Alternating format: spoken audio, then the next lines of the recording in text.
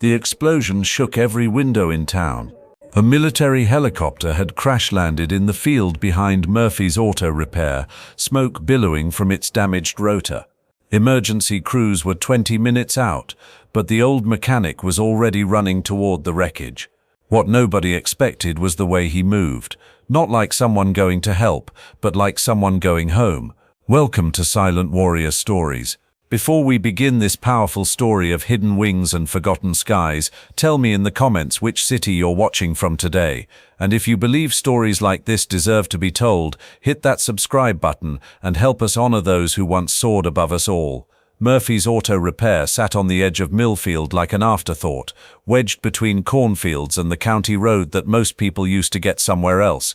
The building had seen better decades, faded red paint, a crooked sign that creaked in the wind, and oil stains in the gravel that told stories of 1,000 broken-down dreams. Joe Murphy had owned the place for 12 years, ever since he'd drifted into town with nothing but a duffel bag and enough cash to put a down payment on the struggling garage. Nobody asked too many questions about where he'd come from, and Joe never volunteered the information. Small towns had a way of accepting mystery as long as the work got done and the bills got paid. At 62, Joe was the kind of man who fixed things without fanfare. Cars came in broken, left running smooth, and that was enough conversation for most folks. His hands told stories he never shared, old scars that looked surgical, calluses in places that didn't come from turning wrenches, and a steadiness that spoke of muscle memory trained for more than tune-ups. The garage smelled like motor oil and coffee grounds, with undertones of metal and time. Joe worked alone mostly, though he'd hired Tommy Briggs part-time when the kid graduated high school with nowhere else to go. Tommy was eager, clumsy, and full of questions that Joe answered with patience but never enthusiasm. "Mr. Murphy," Tommy had asked once, "how come you know so much about engines? I mean stuff they don't teach in auto shop class." Joe had looked up from the transmission he was rebuilding, considered the question for a moment, then simply said, "Different engines, same principles, hand me that wrench." That was Joe's way, practical, direct, never more words than necessary. Tuesday morning started like any other. Coffee at 6 a.m., garage doors open by 6:30, radio tuned to the local station for weather and farm reports. Tommy arrived at 7, yawning and carrying a thermos of whatever his mother had made him drink instead of the energy drinks he preferred. They had 3 cars scheduled, a brake job on Mrs. Henderson's ancient Buick, an oil change for the pastor's pickup, and a mysterious rattling sound in Deputy Morrison's cruiser that Joe suspected was nothing more than a loose heat shield and the deputy's imagination. The work was methodical, familiar. Joe had found peace in the routine of repair, in the logical progression from broken to fixed. There was honesty in mechanical problems. They had causes, solutions, predictable outcomes. Unlike some things, at 10:47 a.m., the explosion changed everything. It started as a vibration, a tremor that rattled tools on their hooks and made the coffee in Joe's mug ripple like a pond. Then came the sound, not quite thunder, but deeper, more urgent. The kind of sound that made people stop what they were doing and look up. Tommy was under Mrs. Henderson's Buick when it happened. He rolled out fast, eyes wide, grease smudged across his cheek. What the hell was that? Joe was already moving. He'd dropped his wrench and was walking toward the back door of the garage, his face a mask of controlled tension.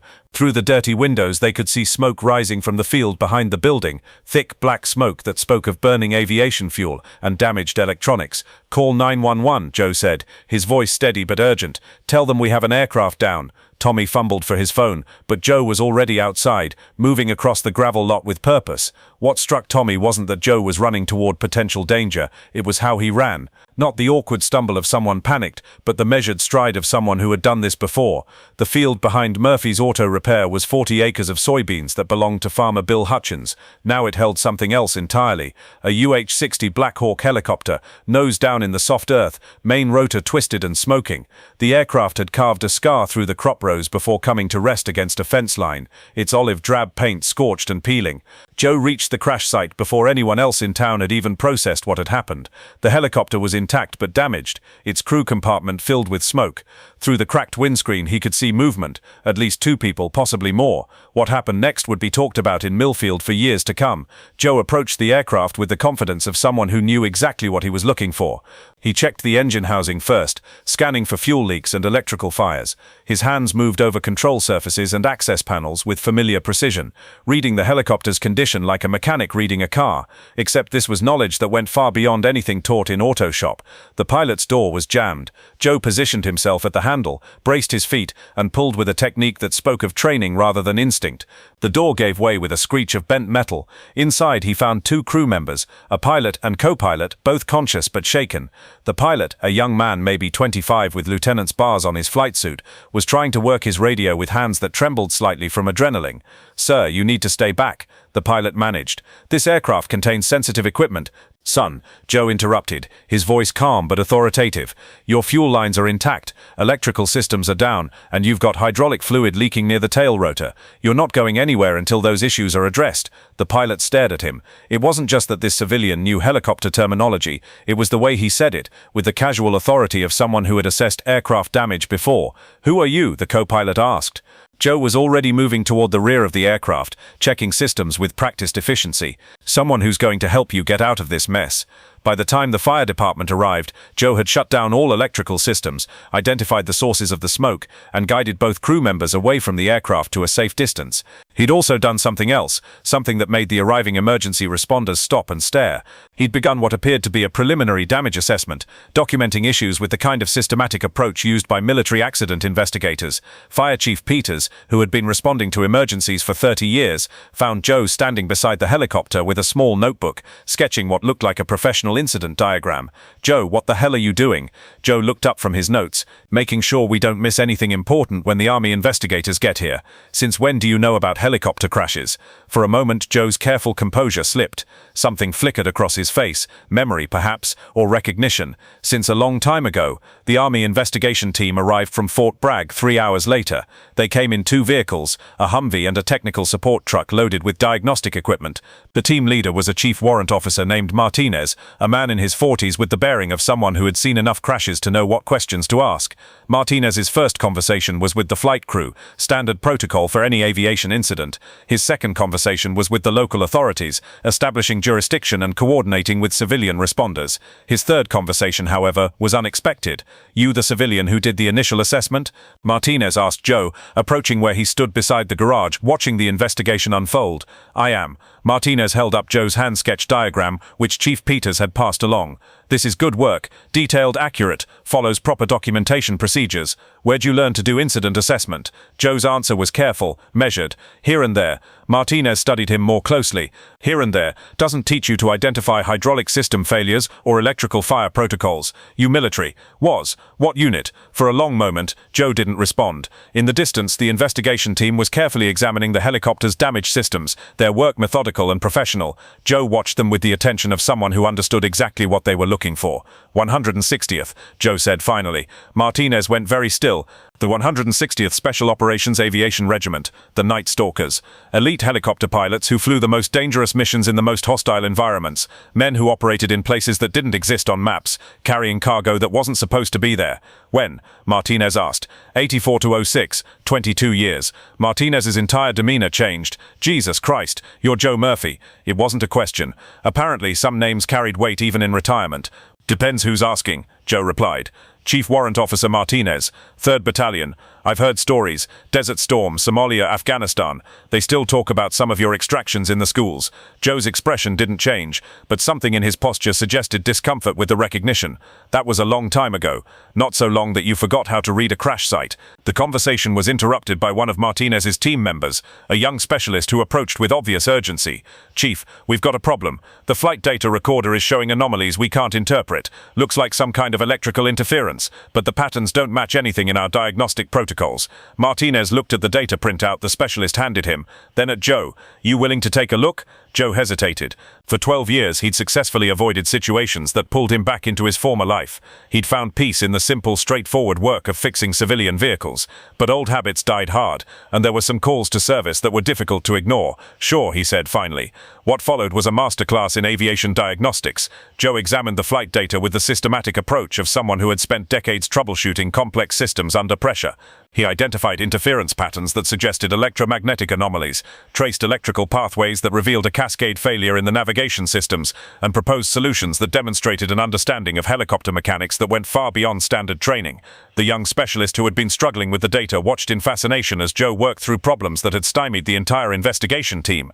"How did you know to check the backup power coupling?" the specialist asked. "Because that's where they always fail first, when you get electromagnetic interference," Joe replied absently, still focused on the data. "Learned that over Mogadishu, when half our electronics got fried by some kind of jamming system, had to nurse a Black Hawk home on manual controls and emergency power." The specialist's eyes widened. Stories from Somalia were legend in Army aviation circles. Martinez watched the entire exchange with growing respect. "Joe, I've got to ask, what the hell are you doing running an auto shop in the middle of nowhere?" Joe finished his analysis and handed back the data sheets. "Finding peace. You could be training pilots, consulting on aircraft design, working for contractors making serious money. Instead, you're changing oil in farm trucks." Joe walked toward the garage, where Tommy was still standing in the doorway, watching the controlled chaos with fascination. Sometimes the most important work is the kind nobody notices. But Martinez wasn't finished. "The crew from this bird, they're good kids but they're green, made some rookie mistakes that contributed to this incident. They could learn from someone with your experience." Joe paused at the garage door. "They're not my responsibility. No, but they're someone's sons. Just like the kids you used to fly into hell and bring back home." That stopped Joe completely. For a moment, he stood with his back to the investigation site, shoulders tense with the weight of old memories. When he turned around, his expression had changed. "What do you need?" The impromptu lesson that followed became the stuff of legend among the aviation community. Joe spent 2 hours with the flight crew, walking them through the sequence of events that had led to their crash. Not as a critic, but as a teacher, he showed them how to recognize the early warning signs of electrical system failures, how to prioritize emergency procedures when multiple systems were compromised, and how to maintain aircraft control when normal flight instruments became unreliable. More importantly, he taught them something that couldn't be found in any manual: how to think like the machine they were flying, to understand the helicopter not as a collection of systems, but as a living thing with moods and preferences and ways of telling you what it needed. "Aircraft talk to you," Joe explained, his hands moving over controls with muscle memory that transcended years of civilian life. "But you have to know how to listen. Every vibration, every sound, every change in performance, they're all part of a conversation. Your job is to be fluent in that language." The young pilot who had been shaken by the crash found himself taking notes. "They didn't teach us this level of detail in flight school." "Flight school teaches you to fly," Joe replied. "Experience teaches you to survive." As the afternoon wore on, word of the crash and Joe's involvement spread through Millfield. People gathered at a respectful distance, watching the investigation with the kind of fascination that small towns reserved for events that broke the routine of ordinary days. Tommy, still covered in grease from Mrs. Henderson's brake job, stood beside Chief Peters and tried to process what he was witnessing. "I've worked for Mr. Murphy for 2 years, he told the fire chief. "I knew he was good with engines, but guess we all got stories we don't tell." By evening, the investigation team had completed their preliminary work and arranged for the helicopter to be transported to Fort Bragg for detailed analysis. The crew would be picked up by another aircraft the following morning. The excitement was over, or so it seemed. Joe was cleaning up his tools when Martinez approached one final time. "I'm putting in my report that a civilian expert assisted with technical analysis," Martinez said. "Regulations require me to include your background information." Joe's hands stilled on the wrench he was wiping clean. "That necessary? It is if I want to explain how we solved problems that should have taken our team days to figure out. Just say you had local assistance." Martinez smiled. "Joe, after today, local assistance isn't going to cover it. Word's going to get out. People are going to know who you really are." Joe looked around his garage, at the oil-stained floor, the crooked calendar on the wall, the simple life he'd built from the pieces of who he used to be. Maybe it's time they did. The next morning brought changes to Millfield that would ripple outward for months to come. The story of the crash and Joe's involvement spread through military networks, social media, and local news outlets.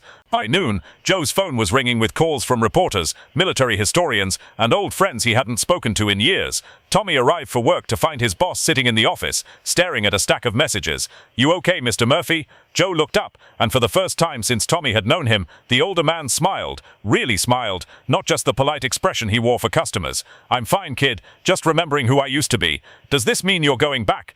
To the military, I mean." Joe stood up and walked to the garage bay where Mrs. Henderson's Buick still waited for its brake job. "No, Tommy, this is where I belong now. But maybe it's okay if people know that fixing things, whether it's cars or helicopters or broken young pilots, is what I've always done." He picked up his tools and got back to work, but something fundamental had shifted. The careful anonymity he'd maintained for 12 years was gone, replaced by something more honest. He was still Joe Murphy, small-town mechanic, but now he was also Chief Warrant Officer Joseph Murphy, retired, night stalker, keeper of stories that mattered. The young pilot and co-pilot stopped by before their pickup flight arrived. They found Joe under the hood of Deputy Morrison's cruiser, diagnosing the mysterious rattle that had been bothering the lawman for weeks. "Mr. Murphy," the pilot said, "we wanted to thank you for yesterday, but also for the lesson. We learned more in 2 hours with you than in 6 months of simulator training." Joe straightened up, wiped his hands on a rag, and looked at the two young aviators. They were good kids, reminded him of himself at that age, when flying was everything, and the ground was just something to avoid. "You remember what I told you about listening to your aircraft?" "Yes, sir." "Well, the same applies to everything else. Your crew, your mission, your instincts. Trust the training, but trust the conversation more." They left with handshakes and promises to stay in touch. Joe watched their ride disappear into the morning sky, then turned back to the deputy's cruiser. The rattle, as he'd suspected, was nothing more than a loose heat shield and the power of suggestion. Some problems were simple, others took a lifetime to solve. But in a small garage on the edge of a small town, surrounded by the familiar smells of motor oil and coffee, Joe Murphy had found something worth more than recognition or glory. He'd found a place where fixing things mattered, where service could be quiet and still meaningful, where the sky he used to own could watch over the simple work of keeping the world running smoothly, one repair at a time.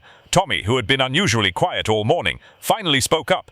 "Mr. Murphy, could you teach me some of that stuff? About reading machines, I mean." Joe smiled and handed him a wrench. "Kid, I thought you'd never ask." Outside, the morning sun climbed higher over Millfield, casting long shadows across the cornfields where, just 24 hours earlier, a helicopter had fallen from the sky and reminded everyone that heroes don't always announce themselves. Sometimes they just show up when needed, do what has to be done, and go back to the quiet work of living.